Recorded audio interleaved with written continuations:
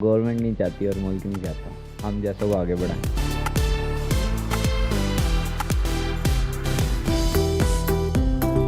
किसी से मांग कर या किसी से हेल्प लेकर नहीं मैं कर रहा। अल्हम्दुलिल्लाह मैं खुद कमा रहा हूँ और खुद खा रहा हूँ।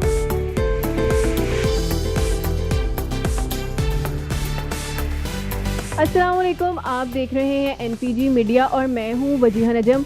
आज की स्टोरी बहुत ही मोटिवेशनल है। आज मेरे साथ एक ऐसे लड़के मौजूद हैं जिनकी उम्र इस वक्त 26 साल है और उनके बाय बर्थ दोनों बाजू भी नहीं है और दोनों टांगे भी नहीं हैं, लेकिन इसके बावजूद जो है उन्होंने इस चीज़ को अपनी स्ट्रेंथ बनाया हुआ है और वो पेंटिंग भी करते हैं, वो स्केचिंग भी करते हैं, इसके अलावा वो जिमनास्टिक भी करते हैं। जिमनास्टिक एक ऐसी चीज़ है, उसके लिए बंदे का एक्टिव होना और टांगे सबसे ज़्यादा यूज़ होने वाली चीज़ है उसमें। लेकिन अगर हम अजीम को देखें तो इनकी दोनों टांगे भी नहीं हैं और बाजू भी नहीं हैं, लेकिन इसके बावजूद ये जिमनास्टिक करते हैं। इसके साथ साथ ये पेंटिंग की क्लासेस भी स्टूडेंट्स को देते हैं। तो आज हम इनसे बात करेंगे और इनकी कहानी जानेंगे कि कितने अरसे से ये काम कर रहे हैं और कौन कौन सा प्लेटफॉर्म मिला है इनको जहाँ पे ये अपने आप को, अपनी स्केचिंग को, अपनी पेंटिंग को बनवा सकें। अस्सलाम वालेकुम, कैसे हैं आप? जी अल्हम्दुलिल्लाह मैं ठीक ठाक। आप सुनाएं। मैं बिल्कुल ठीक। शर्मा क्यों रहे हैं? शर्म आ रही? नहीं शर्म नहीं आ रही, बस वैसे ही। हंसी आ रही? ज़्यादा तारीफ़ें कर दी मैंने? नहीं कम की? कोई नहीं। अभी नहीं। अच्छा चलो अब आप खुद कर लें अपनी तारीफ़।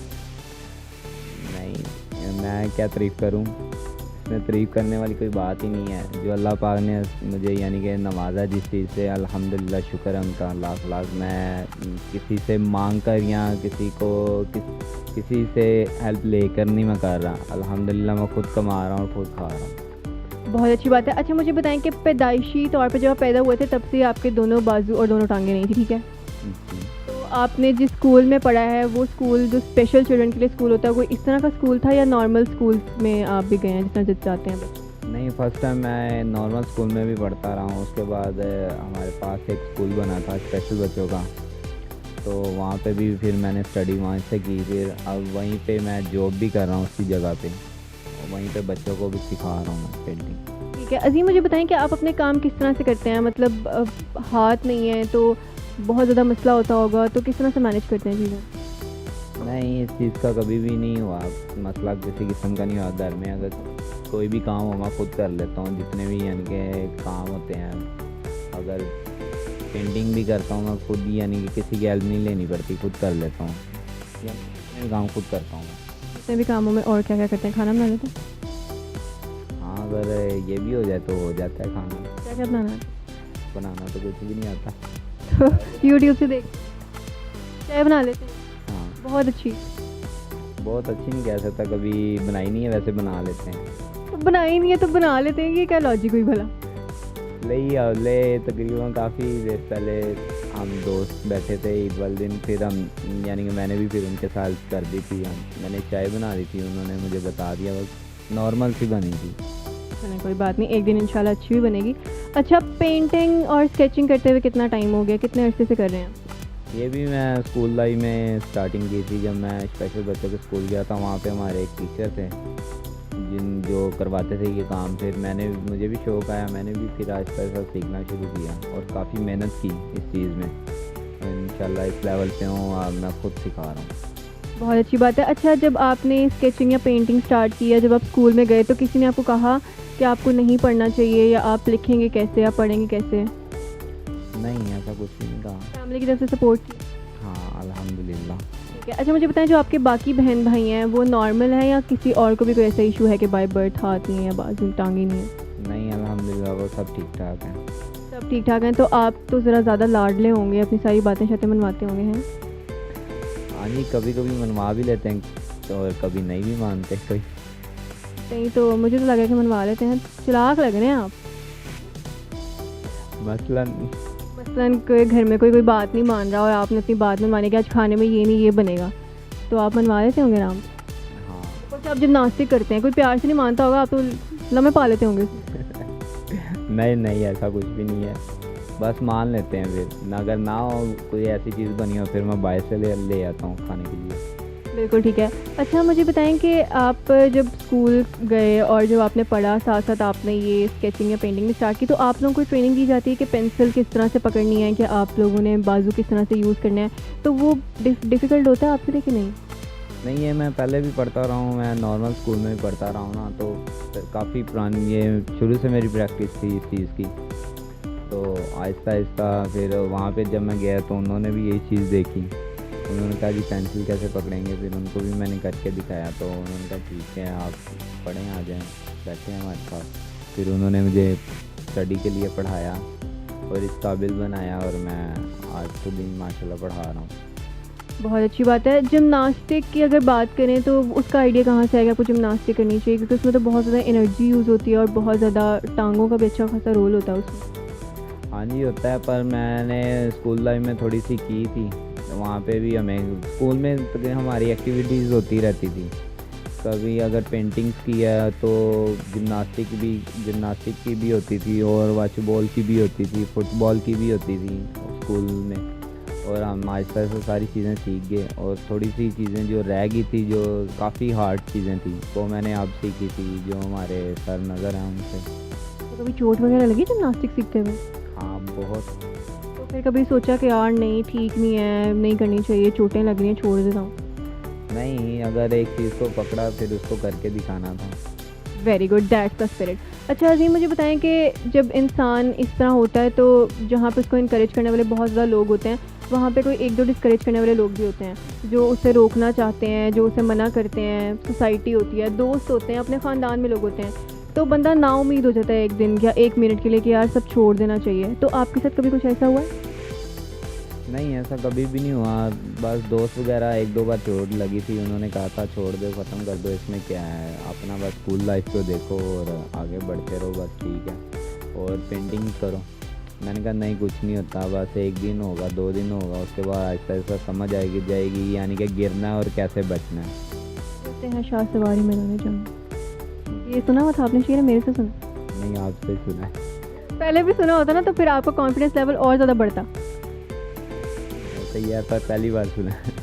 चलिए कोई बात नहीं, आगे सुनते रहेंगे। अच्छा फिर दोस्तों ने मना किया, लेकिन फिर आपने कहा कि आप करना चाहते हैं? हाँ, फिर मैंने यानी कि अब तो माशाल्लाह काफ़ी चीज़, अब तो मैं कोचिंग करनी स्टार्ट कर दी थी वहाँ पे खुद, यानी कि मैं खुद बच्चों को करवाना शुरू कर दिया था, क्लब को खुद संभालना शुरू कर। सर किसी और क्लब में चले गए थे, फिर ये क्लब मुझे दे गए थे, उन्होंने कहा आप इसको इन बच्चों को करवाओ। जिन बच्चों को आप अभी ट्रेनिंग दे रहे हैं वो स्पेशल चिल्ड्रन ही हैं या फिर वो नॉर्मल बच्चे?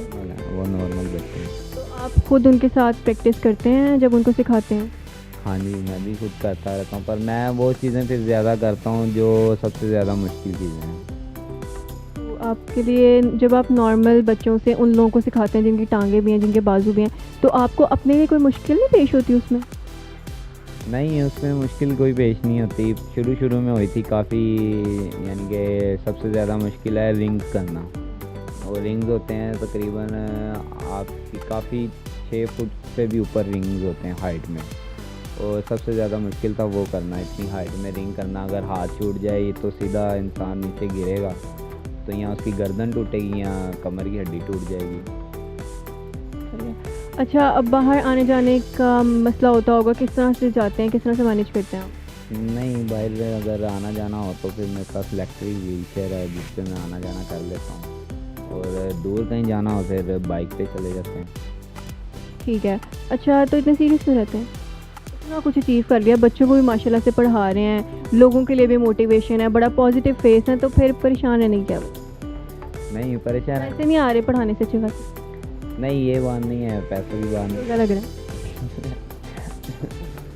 नहीं, रोज़ा भी नहीं लग रहा अल्हम्दुलिल्लाह। ये तो अल्हम्दुलिल्लाह परेशान रहता हूँ। ये लगता ही नहीं है। अल्हम्दुलिल्लाह परेशान रहता हूँ।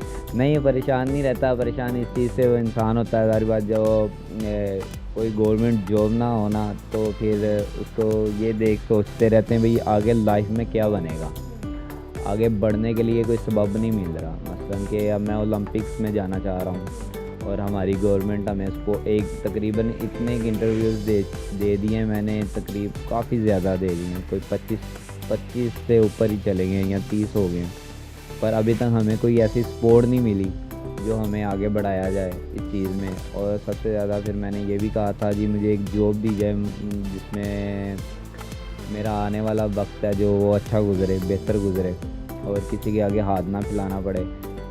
और मैं यही चाहता हूँ मुझे गवर्नमेंट जॉब दी जाए। अच्छा, तो पेरेंट्स क्या कहते हैं? उनकी तरफ से आपको पूरी सपोर्ट है कि आप ओलंपिक्स और इन सब चीज़ों में आगे जाएं? हाँ अल्हम्दुलिल्लाह, वो भी चाहते हैं मैं आगे बढ़ूँ इंशाल्लाह। कौन नहीं चाहता, उसका नाम बताइए जरा।